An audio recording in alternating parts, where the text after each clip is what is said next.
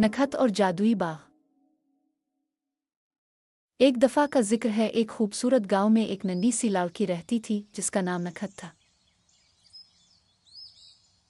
नखत बड़ी प्यारी, नेक दिल और हमेशा दूसरों की मदद करने वाली बच्ची थी।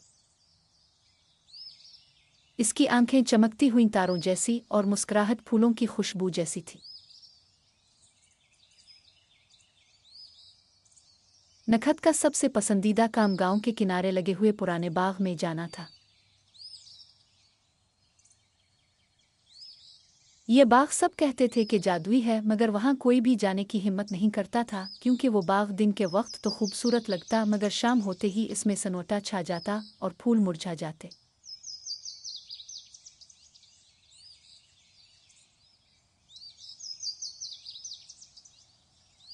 वो सूरज निकलने से पहले बाग की तरफ रवाना हो गई।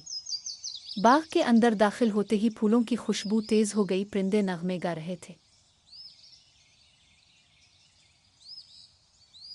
और तितलियां इसके इर्द गिर्द मंडला रही थीं।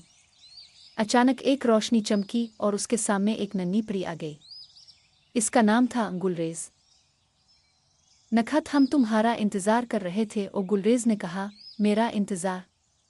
क्यों? नखत हैरान हुई। गुलरेज ने बताया कि बाग पर एक जालिम जादूगरनी का साया है, जो शाम होते ही अपने काले जादू से सब कुछ मुरझा देती है। सिर्फ एक सच्चे दिल वाली बच्ची ही इसका जादू खत्म कर सकती है। तुम्हें 3 काम मुकम्मल करने होंगे।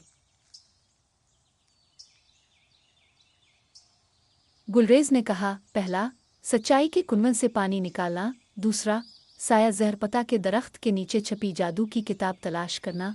तीसरा, किताब से जादू का मंत्र पढ़कर बाग के दरवाजे पर लगे पत्थर को जगाना। नखत ने हिम्मत से पहला काम शुरू किया। कुनवा बहुत गहरा था, मगर वो डरी नहीं। इसने सच्चाई से दिल में सवाल किया और पानी ऊपर आ गया। दूसरे काम में इसे दरख्तों के बीच एक जहरीला सांप मिला, मगर इसने सांप से कहा, मैं तुम्हें नुकसान नहीं पहुंचाना चाहती, मुझे सिर्फ किताब चाहिए। सांप मुस्कुराया और एक पत्ता हटा दिया जहां किताब छपी हुई थी। तीसरा और सबसे मुश्किल काम बाकी था। नखत ने मंत्र पढ़ा और जैसे ही वो लफ्ज़ मुकम्मल हुए, एक जोरदार रोशनी हुई और बाग के दरवाजे से सिया बादल अलिफाड़ने लगे। हर तरफ रंग बखर गए, फूल फिर से खिल अलिफॉट है और परियां झूमने लगे। गुलरेज ने नखत को गिले लगाया, तुमने बाग को बचा लिया। अब नखत हर रोज बाग जाती, जहां परियां, परिंदे और जादुई मखलूक इसकी दोस्त बन चुके थे।